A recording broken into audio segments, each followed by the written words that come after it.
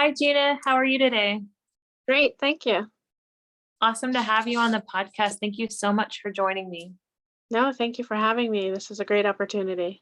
I'm excited to talk to you. I actually was able to reach out to you because you were a friend of a previous guest, Sasha. So I'm excited that she made that connection for us. Referrals are also always exciting. But we're here to talk about your daughter, Jackie, right? Yes, Tell me a little bit about Jackie and your family, yourself. sure. I'm a single mom of two kids. I have a 17-year-old son, and then Jackie's my youngest, and she's 13. And she has achondroplasia, which is a form of dwarfism. It's actually the most common form of dwarfism. And we live in Farmington, Connecticut. I'm a single mom with a full-time job, and I always say they're my second full-time job. So, we're a busy household here. Definitely. And you have two children, right? Did you say Yes, that? I do. We talked about it before. I was like, did you say it again? Well, yeah, life is good. There's a lot of life in your house. It's a good thing. It's a blessing. So tell me more about Jackie's diagnosis, achondroplasia, and how it affects her just on a day-to-day basis. Yeah, so it was a complete shock and surprise to us, Jackie's diagnosis. I had a lot of signs during my pregnancy that something was not quite right. I had 4 times the right amount of amniotic fluid. I mean, my belly was so large, I looked like I was going to fall over at any time. And I was sent to a high-risk clinic for 3D ultrasounds where they should have picked it up in utero, but they didn't. So we found out after laboring all night and being rushed into an emergency C-section, we actually found out the day that Jackie was born about her condition. So it was a bit of a shock. Unfortunately, the pediatrician at the hospital I delivered at, which was not my pediatrician, really knew nothing about achondroplasia or dwarfism, and kind of came into the room and stood in the doorway and said, okay, so your daughter has achondroplasia. It's a form of dwarfism, and I don't really know much about it. So you'll just follow up with your own pediatrician next week. And I just remember saying, what? She has what? Like, I didn't even know anything about it or what he was saying. And, we had been up all night laboring. So my husband wasn't even really awake. And I said, get up. They're saying something's wrong with Jackie. And I don't know. I don't even know what he's talking about. And he said, well, I don't know much about it, but she could have some very serious orthopedic issues. But, just kind of dropped that there with no other information or resources or anything. So we spent that first week in the hospital really confused and really sad and really lost. And it took a few days for a nurse to actually come around and say, are you guys okay? And we weren't at all because we didn't understand her diagnosis or what they were telling us, and that, we'll just follow up later. But I was going to be in the hospital for 5 days. So, I work in public health. So my thought was, why aren't you like getting me somebody in here who can explain this to me?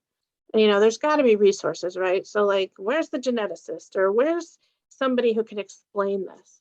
And it really took, a lot of effort to get the resources and the information that we needed. And we really didn't even get that much, even after, a few folks had come around. So it was quite an adjustment for us, and it was interesting because our family knew something was wrong. Usually you have a baby and people are like flooding you, coming to see the baby. And we were telling people, not yet. We were not ready to share the news with anybody because we didn't understand it ourselves. So it was a tough start. It really was a tough start. You can imagine. So it was as soon as she was born, based off her appearance, the doctors gave her the diagnosis. Yeah. And again, it wasn't my obstetrician either. It was because my doctor had been on call all night. So this new doctor comes in to deliver the baby, and she spotted it right away. And when you're having a C-section, you're kind of out of it. But I did hear her ordering scans, and I thought, what is that? But again, you're kind of out of it and you don't really realize. But she noticed there are certain signs. Kids with dwarfism have larger heads, foreheads. And part of the reason I couldn't deliver her naturally, her head was too big to come through the canal. But they also have these trident hands, so they look almost like starfish hands. They kind of look like this, you know. And then the short, long bones. So the upper arms and the upper leg bones are shorter. And then, you know, the average size torso, but, you know, so there are telltale signs. There's also a mid-face face dysplasia. So there's some facial features that are a telltale sign. But it's funny because I remember looking at her when they finally brought her to me and saying, I don't see it. Like, she looks fine to me. Like, I couldn't even see it. And I think that's the beauty of motherhood, right? When you're looking at your child, all you see is perfection. And I'm like, what is wrong with her? I don't see it, you know? Yeah. Of course, later on, when we started comparing her to other babies, we're like, oh, when they were growing and she wasn't, and they were reaching milestones and she wasn't, then you start to go, oh, you know.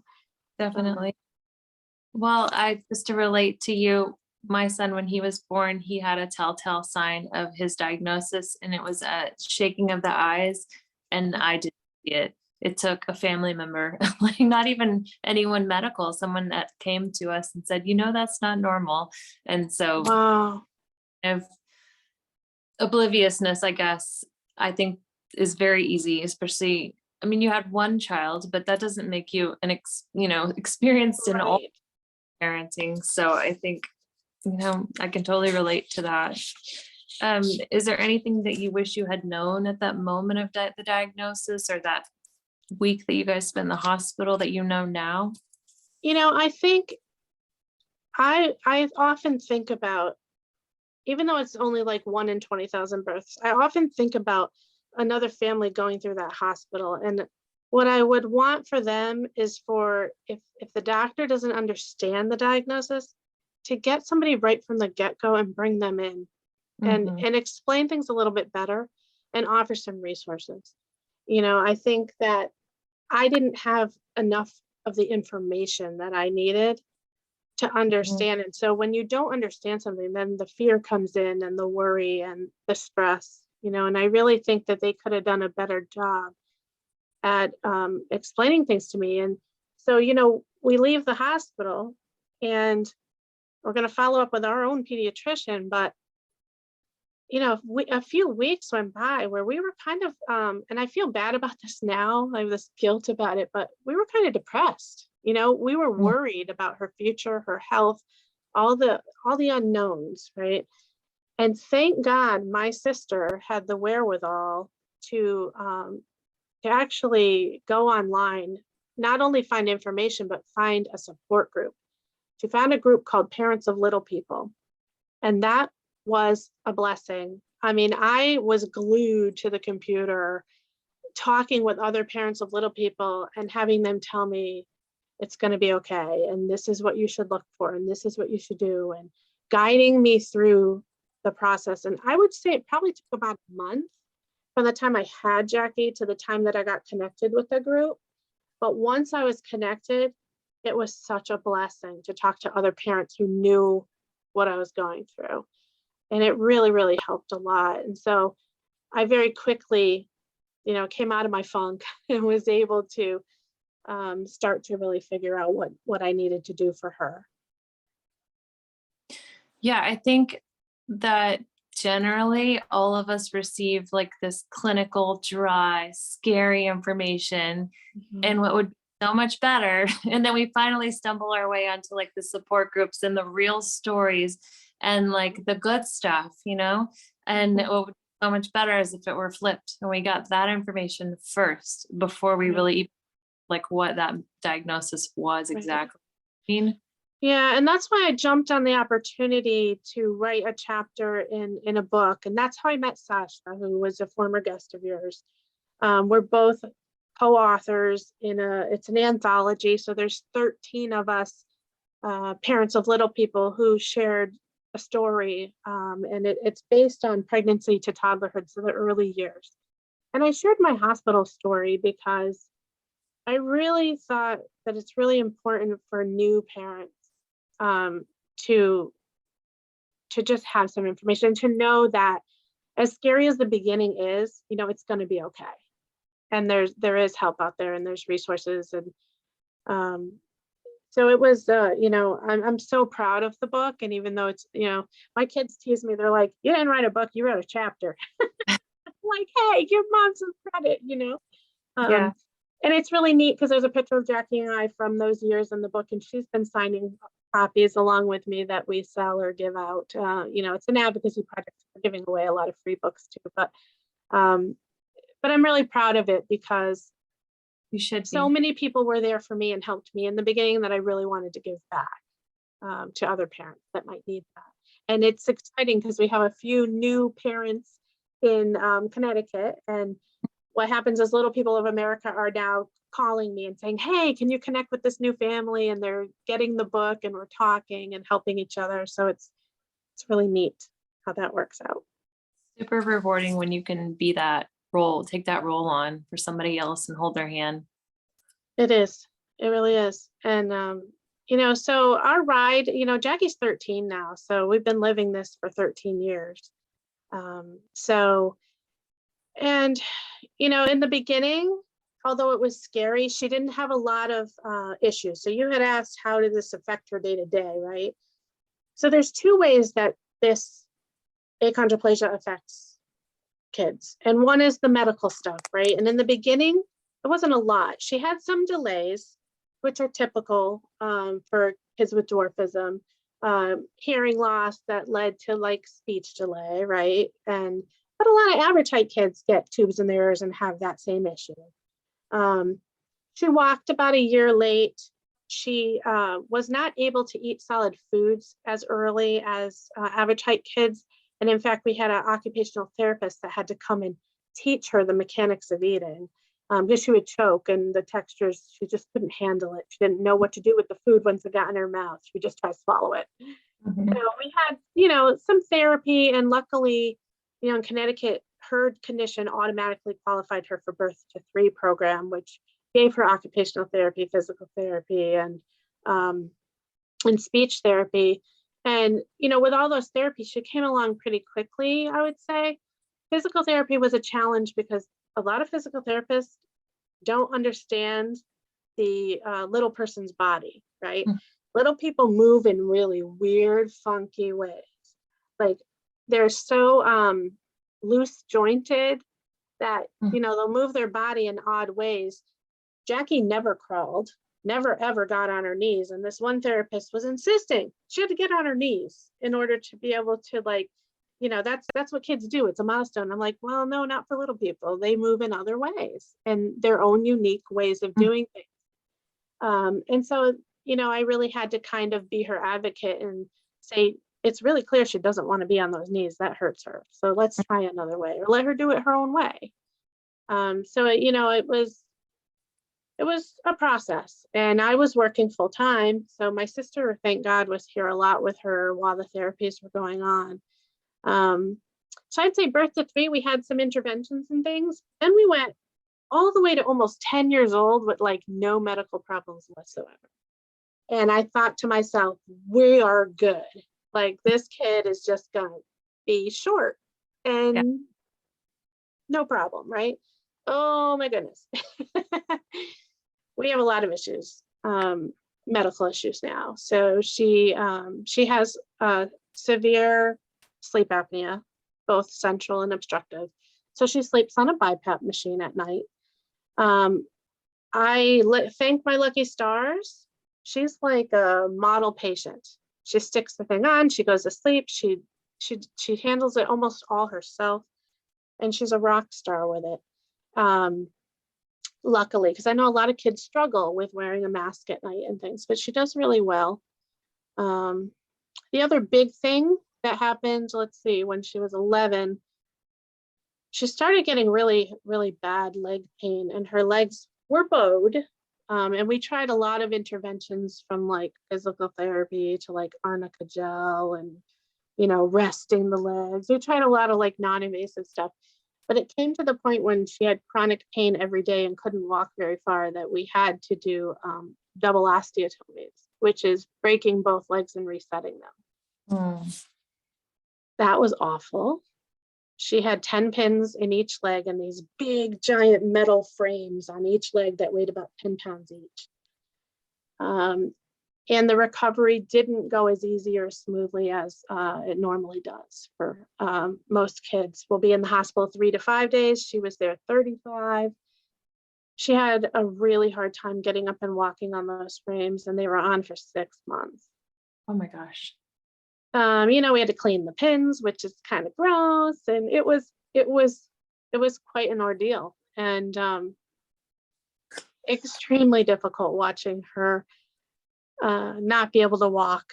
Of course, the joy was the one day when I leave the hospital, the therapist gets her walking, and I come back and she surprises me and gets on her feet and walks. So, there's really lows with these medical things, and then you get those highs, right? Where those proud moments and where you see them get better. But it's been a rough ride. And next week we are facing her first spinal surgery. She has spinal stenosis, which is very common for little people. Quite often when they're young, they'll get it in the cervical spine, which is at the top of your spine. When little people are older, they quite often get it in the lumbar, which is the lower back. Hers is in the thoracic region, which is right in the center of her spine, which is a little tricky. But we're going in next Tuesday for this. They're going to, what happens is with stenosis, your spinal cord gets compressed and then blood flow can't get through. And hers is so compressed, they're concerned that if it gets closed off any further, she could lose lower body functioning. Okay, so it's gotta happen. So we have to open it up, and then fuse some of it together. It's pretty serious. So that's our next big hurdle. And, just when I think, I thought after the legs, nothing more big, right? And then boom, here we go. So it's really hard. It's really hard. I think that she handles it better than I do. Honestly, she's a trooper. She's so brave. And she's funny. She's like, wants to know what her scar is going to look like because scars are cool. She handles everything just in stride. And she's like, she thinks she owns that hospital because she's got 9 different physicians following her. And, I'm going in for surgery. And she just has this cool air about it, which she doesn't get it from me. But, the medical side's tough. It really is. And some kids are lucky with achondroplasia and don't have any of this stuff. And then there's other kids that do. And so I think the one thing I've learned to do is just kind of take things in stride, not sweat the small stuff, because there's some big stuff, and this is it for us. I would think the surgery will be easy to recover. Can you hear me? Yes. So the recovery is supposed to be easy, but it was for the legs too. So I worry a little when they say, she'll be in the hospital 3 to 5 days. I'm like, I've heard that before. But I'm hoping and praying that this will go easy. Yeah, easier. But she and I are a team, and we face it all together, and we get through it. And I have a very strong faith, in God. I have a great support system in my church, my family, my coworkers. I have a great job that affords me time to be with her. I'm very lucky. I do have a lot of support for being a single mom and going through this stuff.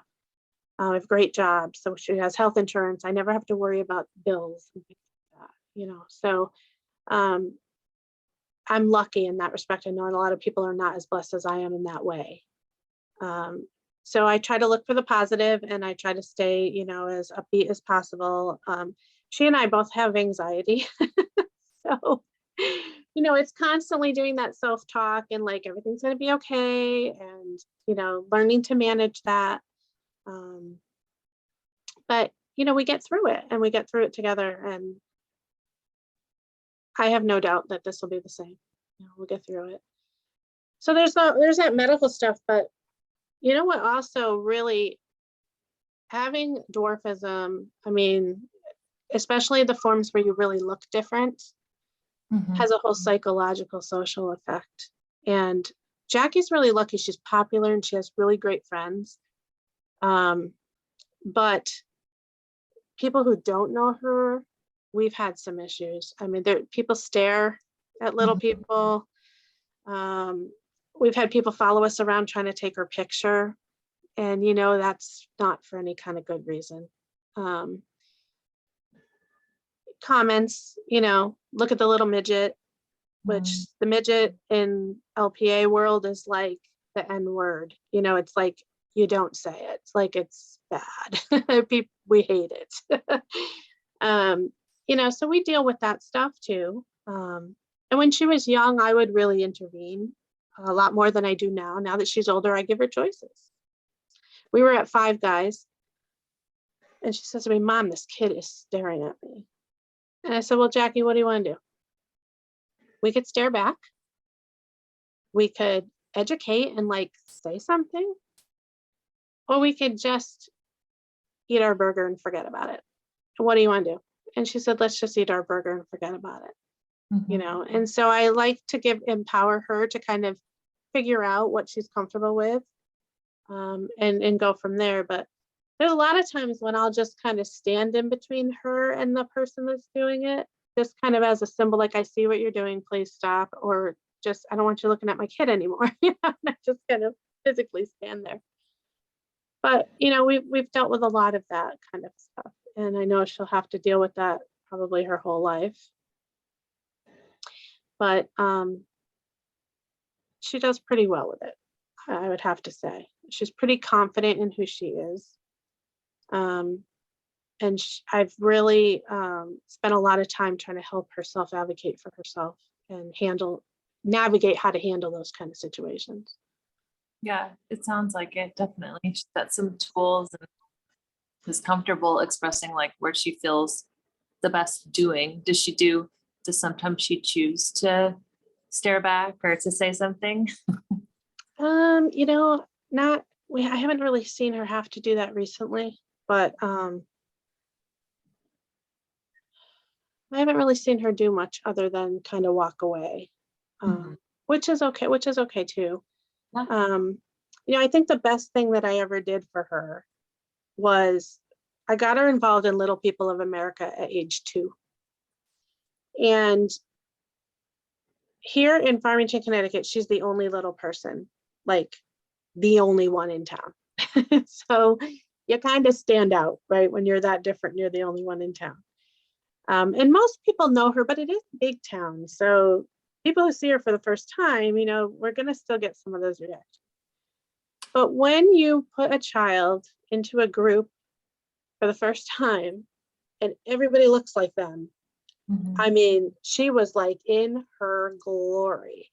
And she made her best friend, who's still her best little person friend today. They're from New Hampshire, but she made her best friend that first weekend that I took her to LPA. And it's just so awesome to go there and be in a safe space. We'll go on weekends, regional meetings in a hotel. There'll be little people running around all over the place. We have a dance party. And just to see her, the joy out on the dance floor, hanging out with people who get her and look like her, is amazing. And I think her growing up in LPA, and really it was a family thing. My son and I would go. There would be workshops for the siblings of little people. There'd be a parent workshop in the morning. Then there'd be fun time. Then there'd be, there's all kinds of workshops and things. We really was something we did together as a family. And I think it helped all of us, to be able to connect with other people who are in the same boat. And we've made lifelong friends, that we can always go to when something's up. And there's, in particular, adult little people that I know Jackie can go to who will understand her in a way that I cannot. And so we've made some really close connections, and I think it's so important. Huge resource. Yeah. Just almost like an instant connection and bond with the families when you meet each other, right? Yeah, it's amazing. It really is. And being a lifetime member, we're lifetime members of Little People of America now. we get so many other resources. Like we get access to all of the expert physicians, the LPA Medical Advisory Board. So even though I get Jackie's care here in Connecticut because we have a fantastic children's hospital, I always get a second opinion, always. In fact, we just got back from Delaware, Nemours Children's Hospital. Nemours, they're like the #1. Dr. McKenzie is the #1 rated ortho doctor for little people or kids with skeletal dysplasia. And we went down and we had them do the full workup and say, do you concur with what our docs up here are doing? Because, you know, up here they see a handful of little people, right? Down there, that's all they do. And so I always get that expert opinion, and you know, it's great. We can go to a conference and meet these doctors in a hotel room or whatever, and get these free opinions and these free consults. And it's just fabulous that we have that access. I'm so happy for you. That's really wonderful. It is. We're lucky. You know, we're very lucky. I was gonna ask you a question along a different line about Jackie. Could you share your favorite memory? Oh God, I have so many. You know, I think those dance parties, watching her dance with all those other little people, that always puts a smile on my face. But one of my absolute favorite memories, when she was little, she used to always pucker up like this. Anytime somebody left the house, and it didn't matter who it was, she could maybe not even really know them. But I have that picture of her in my mind too. Always had to have that kiss from whoever was leaving. Not a kid. Nope. And she's still, you know, that loving kid, you know. She feels very deeply. She loves very deeply. We have this little thing where anytime one of us is leaving the other, it's I love you more, I love you most, I love you more than most. And we go on and on and on until like somebody shuts the door. But yeah, I just think I have so many wonderful memories of her, just a smiling, happy child. And it amazes me sometimes what a great outlook she has considering all she's been through. And I really chalk that up to the support that she had. And so she's got these little people friends, but she also has a core group of friends here. So they're all average height girls. But they all seem to have something going on, you know, like one has been through multiple brain surgery. Another one has like an eating disorder thing. Another one has, you know, they all have something, and they just kind of protect and support one another, and they've just kind of bonded. There's this tight little group of 4 who really look out for each other. And so that I'm really thankful for, that she has that. Have they been friends for a long time? So it's interesting. 2 of them went to the same elementary school and have been friends, but now they're in middle school. So the other 2 girls came from a different elementary school, fed in, so they kind of all converged in middle school. And yeah, they've been a few years now. And you know, they eat lunch together every single day, and they're constantly on the FaceTime. In fact, I just got a message from one of the moms, we want to come see Jackie before her surgery. And of course, we have to quarantine tomorrow after the COVID test. So I said, you can come and like wave to us from the driveway. But once we have that COVID test tomorrow, we're in quarantine. Yeah, got to do what you got to do these days. Yeah. Well, what do you want people to know about Jackie? If they could take away one thing. So I think that, you know, about Jackie and little people, you know, I think in general, just not to underestimate them, and that they can do pretty much anything anybody else can do, to just do it a little bit differently.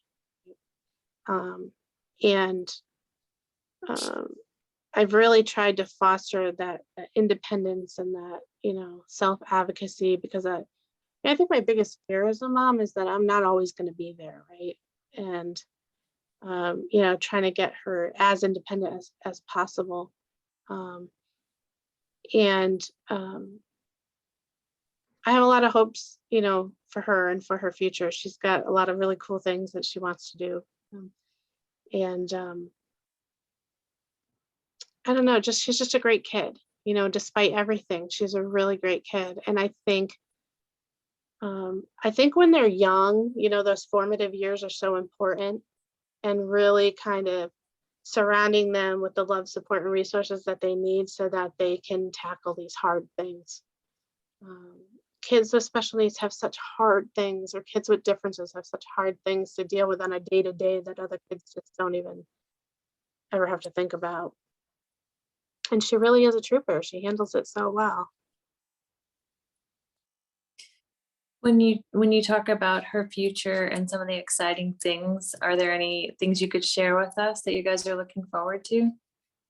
Yeah, so she's funny because she gets like set on one thing, and then now, kids change their mind 100 times, but her favorite show is Grey's Anatomy. So forever she wanted to be a pediatric neurosurgeon, right? But then I think she realized, oh, that's going to be a little too much school. She loves cooking, and Yeah. I think she's really talking about wanting to go to culinary school. Of course, she still has high school to get through, but she cooks for us all the time, and it's something that she really enjoys and that we do together. And I think that would be fantastic. She loves Gordon Ramsay. We watch Iron Chef and all those shows all the time together. Yeah, so I have no doubt whatever she does is going to be fantastic. It sounds Yeah, like a passionate girl. she is. She is. What do you think is her superpower? Oh, that's a good question. That's a tough one. I really think it's that outlook. It's just that ability to bounce back from stuff that is really tough. She's got that, although she can be sensitive, she's got that tough exterior. And she actually calls herself, I don't know if I can even say this, but she calls herself a badass dwarf. She's proud of who she is, and she just, I don't know, she just has this really good self-esteem, much better than I had at her age. It took me a long time to build up mine. So I think that's where her superpower lies, is that she knows her worth. That is a big deal. It's huge, because I had very low self-esteem as a kid. Very low. That totally gives chills. Like, that's so cool at 13 to have that in you. That's really cool. I'm sure that you played a big part of that. Well, I hope so, but I think, there's a lot of factors. And I think, part of it too was, when you're a kid that grows up with some hard stuff, you don't want your kids to go through that same hard stuff, right? So you kind of find ways of helping them kind of steer away from those things. My kids had kind of a tough go of it. I am divorced, and it wasn't an easy road for them for a while. But again, just surrounding them with love, light, positiveness. We have great family support. Like I said, our church has seen us through many things, and we just have to keep building the good and building the light into their lives. Definitely. Well, along this parenting journey with both of your children, what do you feel like has been your greatest lesson so far? Oh, having Jackie really changed me a lot. I was always like a total perfectionist. Everything in my life had to be perfect or just so, and I think I was very tough on my kids at certain times. And then I really kind of started to loosen up and to become a better parent and not sweat the small stuff and not push them so hard. And I think even over the last year or two, I've really even learned a lot more, because this, whole COVID thing really threw a lot of people into a lot of stuff, right? So there's I feel like we're in this like mental health tsunami, right? We've had a lot of things going around us that have been scary and been strange for everyone. And so I think if nothing else, it's just to really take care of your kids mentally and take care of their hearts. And as much as you do pushing them academically and you know, wanting everything to be just so, and their grades to be just right and everything else. And I think I'm a much different parent because of having Jackie. You know, I think I'm a lot more understanding. I think I'm a lot less, you know, strict than I would have been. And again, I see the beauty in imperfection, and I don't have these unrealistic expectations for either of them. And I think that they've both responded better to that. You know, I mean, I had some rough years, like I said, especially with my son. But he and I are at a really good place now, you know, and I think everything is better. Communication is better because I'm not pushing him so hard, and he really didn't respond to being pushed hard. And so I think you'll kind of learn as you go, and you learn what works for your child and, you know, how they respond best.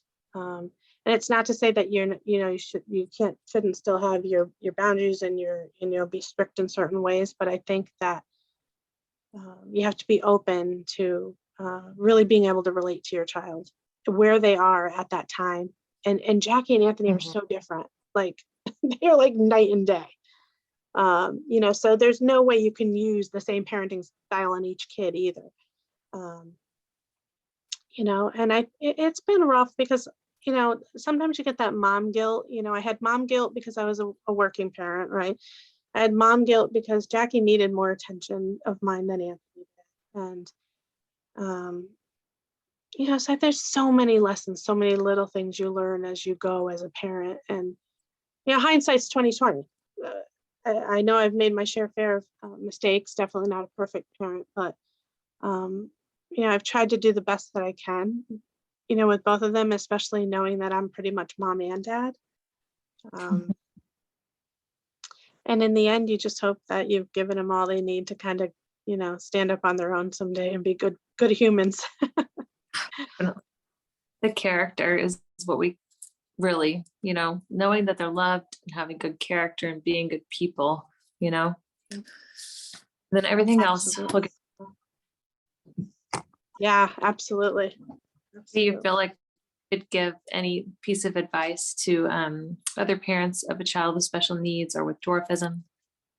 Yeah, I think you have to really advocate as much as you can. And it might mean, you know, doing your own research, finding a group. There are groups out there for like everything.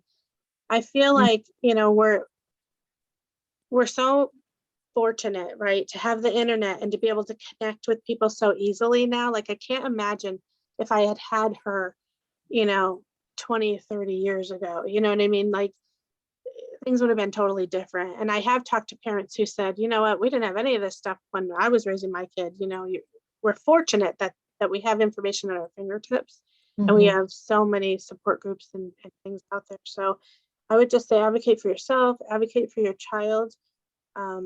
I'm fortunate, the town I live in, they've made so many accommodations for Jackie without me even really having to push very hard. I know other parents who their kids haven't gotten anything, and they've been fighting the school systems or fighting really hard to get what their kids need. So I just say, you know, speak up and speak out, especially, you know, for Jackie, it was about access, right? I didn't want them to over accommodate for her. I wanted her to have the same access as every other kid. And there's a lot of things, right? Like, she could never reach the coat hooks to hang up her coat. So it's, can you put one lower? Yeah, we could do that.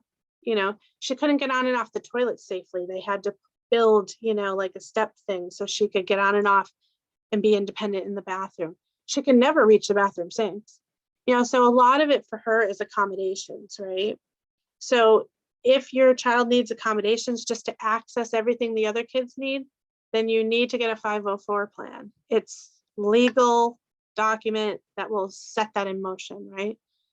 Then there's the other side. If you have learning disabilities, there are IEP plans, which will work with your child and hold them to the standards of where they are and not to the standards of other kids who don't have learning disabilities, right? but you really have to like ask for these things. You have to meet with the school. You have to tell them your child's issues or concerns, right? You know, and then medically, you have to advocate too. So, you know, when Jackie was in the hospital for the legs, I stayed at that hospital, she was in 2 different hospitals every night. And one night, this nurse convinced me to go home. Mom, we got this. You should go home and have a night with your son and rest. We got this, we swear. I was gone from that hospital for an hour and a half, and I got called back because they turned the turn dials on her leg frames incorrectly, and she was in excruciating pain. So you have to sometimes be there, or you have to, you know, advocate. Sometimes you know how to do things better than someone else. So, you know, I think for other parents, I would just say, you know, you just have to be involved, and you kind of have to be the watchdog, and you kind of have to know what your child needs, know what you need, and ask for it, right? Because it's not always offered to you. Yeah. Sometimes you have to say something's not right here and I need help. Yeah. And I mean, and some of the stuff you talked about with the school, like just some of the stuff, like the toilet is pretty, like, we have to fix this, you know, the sink, we have to fix this, but like stuff like the coat hooks or other like quote unquote little things might not seem like a big deal, but like when she's there and that's like a reminder of her being different and not having that. And it's stigmatizing. Yeah. The way that you looked at it so comprehensively, and it's like down to every little detail, like a lot of like, you know, administrators or teachers may not think about it to that degree, you know? Well, you know who helped me with that was the custodian at the elementary school. I said, I want you to bring Jackie in. I said, okay. So we go in and he said, Jackie, I want you to put your arm out. And he lowered everything to that height. So there was a new paper towel holder that low. The soap got that low. Everything got lowered to where she could reach it. He built her like a footrest for her chair, because if little people's feet, like, they're too short to touch the ground, and if they dangle, they fall asleep and then they can't walk, you know, and they can get neuropathy and problems. So he built her a little footrest for her feet, you know, so just things like that. So we would go into every year. It just became habit. If it was a new classroom or a new school, we'd go in before school started and make sure that she could access everything on her own. But even other little things like, you know, in her plan, there's a whole plan about her safety during a fire drill, because she's so small. Like, she's half the height of all the other kids, so she could very easily get lost or missed. The doors are too heavy for her to open herself, and the handle's above her head. So, you know, she has to be at the front of the line with the teacher. You know, that's one of the things we put into place. Mm-hmm. So it's really just thinking outside the box. And sometimes it's as you go, you know. And then Jackie got really good at going to the janitor on her own and being like, hey, I need this, you know. And they used to laugh about that. But that's just so cool, because that wasn't his role at all, right? no, it really wasn't. Well, Like, I mean, they did call him in occasionally to be like, hey, can you help us find a solution to this or whatever? But he did extra things. yeah. And actually, there was a guy at the preschool, a janitor at the preschool that did stuff like that. There was one at the elementary school. I think the upper elementary, he did some stuff. As you go up in grades, middle school, they'll buy stuff, but they don't have anybody making her stuff over there. But they bought 7 special chairs for her this year, because she can't sit in the regular chairs that the other kids sit in, because she can't reach the desk if she sits all the way back, and then her feet can't touch the floor. So they ordered these special chairs for her where she, you know, can sit, reach, and have her feet resting on a flat surface. So, I mean, we're really lucky, because I didn't even like ask them. I didn't to order 7 of those chairs. They're expensive. Mhm. But they didn't want to have to, she's in the middle school, they would have to move them from one side of the building to the next, and they don't have the manpower to do that. So they just ordered 7 chairs. Yeah, that's actually more Um, practical in the long run. But what yeah. about And about other kids can use them down the pike. That's the thing I love is some of the changes we made will help kids in the future. definitely? And then that makes me wonder a little bit about your house. Do you have anything? Oh, yeah. So we have, again, I didn't want to over accommodate, right? Because let's face it, these little people live in a big world. You know what I Mhm. mean? That's not accommodating to them. So I didn't go crazy, but we have light switch extenders so that she can turn on and off the lights by herself. That was a really big deal when she, at one point she loved to do that and needed to do that. We have step stools everywhere. And then we actually did, after her leg surgery, we kind of demoed the bathroom. She had trouble getting into the bathtub. So we have a walk-in shower now with bars that are lower and a nozzle that's lower so she can reach everything, because most fixtures are high, right? We changed all the doorknobs in the house because they have a hard time turning the round knobs. So we put levers that are much easier for them to pull down. We did do that. But that's pretty much it. I mean, I live in a ranch, like a 1-floor ranch anyway, so we didn't have a lot of accommodations that we had to make. She still does have some trouble reaching, some things in the kitchen, but so do I. So, we climb. She climbs. I climb in the grocery store. So she's gonna have to climb. We do have some of those grabby things too, Yeah, but. yeah, definitely. I'm writing down the light switch extenders because I feel like that would be good for some of my older patients with shoulder problems. It's a good idea. Yes. Yeah, absolutely. Absolutely. Well, what are there any common misconceptions about dwarfism that you'd like to debunk? There's so many, like the first thing people say is, oh, does that run in your family? Mhm. And I'll be like, no, it's a genetic mutation at conception. And actually, 80% of little people are born to average height parents. No dwarfism in my family until Jackie, because it just spontaneously happened when we conceived her. And so people are often quite shocked because you think genetic condition, you think run in your family. It doesn't. And so that's one thing. And then again, I think just that, I think sometimes people don't take little people seriously, Hmm.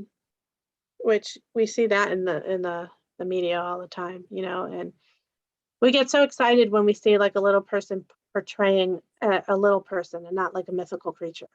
Like the girl on the PetSmart commercial. Anytime Jackie sees just a little person in around her on TV, she's just like, oh my God, she gets so excited. Because we don't often see a lot of little people around. But I think, just not to underestimate what, little people are just people. They're Mhm. just little, and they do, find their own unique ways of doing things. And I think another misconception often is that they have some cognitive disability, Mhm. which is absolutely not true.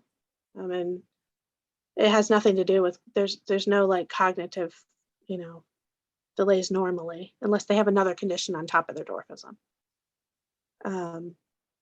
So she's a smart cookie, that's for sure. Um, I don't know. I think those are the Those big things. great- I think those are great points to make. Now you've already mentioned a few things as far as resources, but anything else you'd like to highlight and educate people on? Um,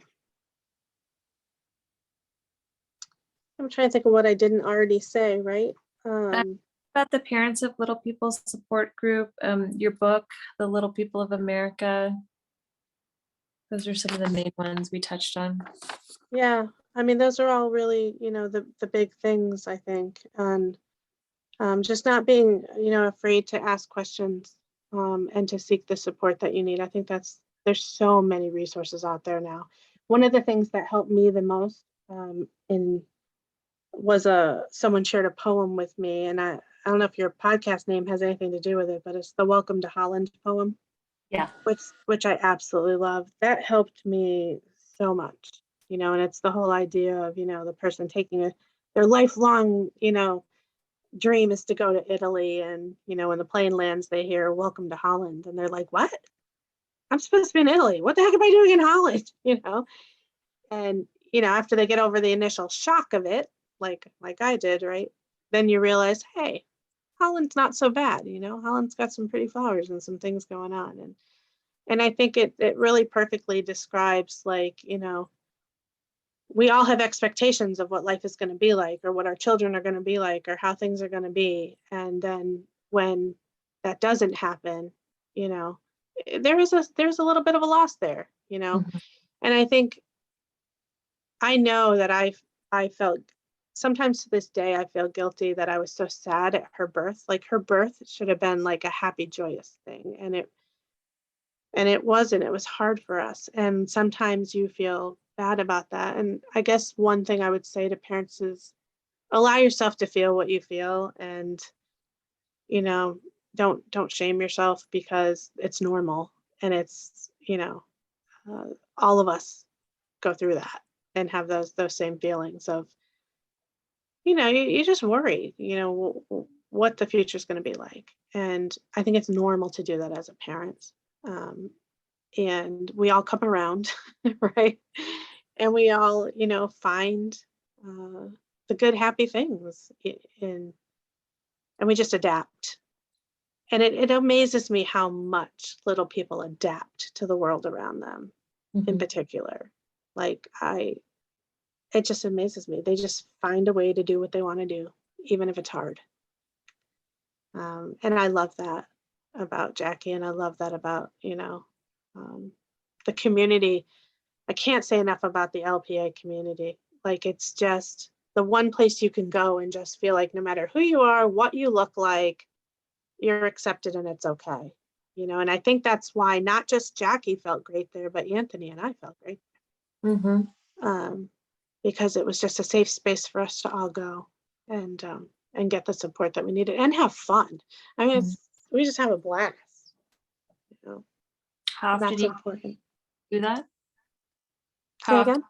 how often do y'all get to go over there and So unfortunately, because of COVID, we haven't gone in 2 years. But so we belong to a regional Little People of America, which is District 1, and it's Maine, New Hampshire, Vermont, Massachusetts, and Rhode Island. So it's the 5 New England states.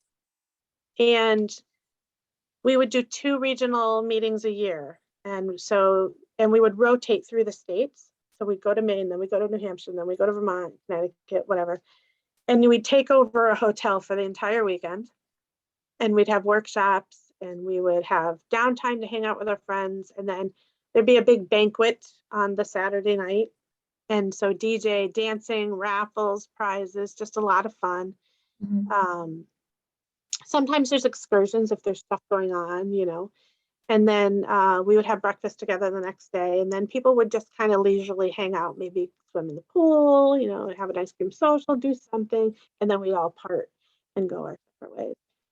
So twice a year are the regionals. And then once a year is the big national convention, which my kids and I have only been to once, but we chose the one that was in Florida.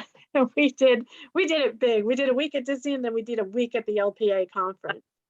And that was amazing. I mean, they do like a fashion show, and all the kids can be in it. Adults are in it too. It's a talent show. It's just an awesome time. Like, there's so much going on, so many activities and different workshops and things that you can attend. Mhm. And it's just fabulous. That does sound fabulous. It is. That would be just a cool experience for anyone. You should Well, see people's faces though when like other guests in the hotel, they're like, oh oh my yeah, God.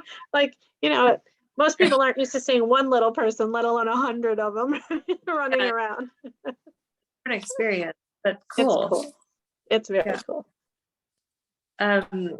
Was there anything else you might want to discuss that we hadn't gotten a chance to? I don't think so. I think we covered a lot. We did. Yeah, I think we covered most of what I thought we would.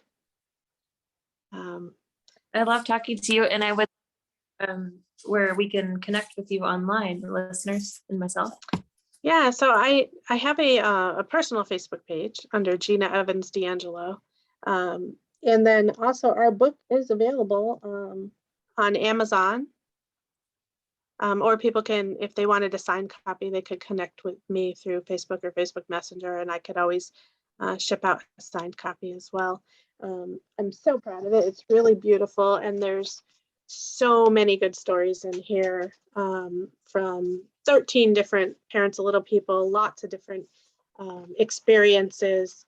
You know, some a little hard to read, others, you know, I think they all have a positive message at the end, though. You know, we're all connected, we're all in this together, and we're all supporting one another. And I've met so many fabulous women, so many great, you know, moms and families through this opportunity as well. And we have a sister book also that's Stories of Little Women. So that's been great too, connecting with some other adult women with dwarfism. I actually connected with an adult who lives right here in my home state through that project. And I was like, oh my God, like, I didn't even know you lived in Connecticut. So it's just opened up a lot of doors, and I would definitely recommend, you know, taking a look at the book. I think although it focuses on, you know, dwarfism, I think there's a lot of lessons in there for parents who have children with other disabilities as well. You know, we have a lot of similar experiences, I think. Yeah, that's beautiful. All right. Well, I appreciate your time tonight. It was wonderful to talk to you and meet with you a little bit. And thank you for being on the podcast. Well, thank you for having me. And I really, I think what you're doing is wonderful. Just providing a platform, you know, for parents of kids with special needs to just kind of share their experiences. And hopefully it gives a lot of people some hope and some resources. So thank you very much. Thanks for contributing. All right. Have a great night. You Bye-bye. too. Good night. Thank you.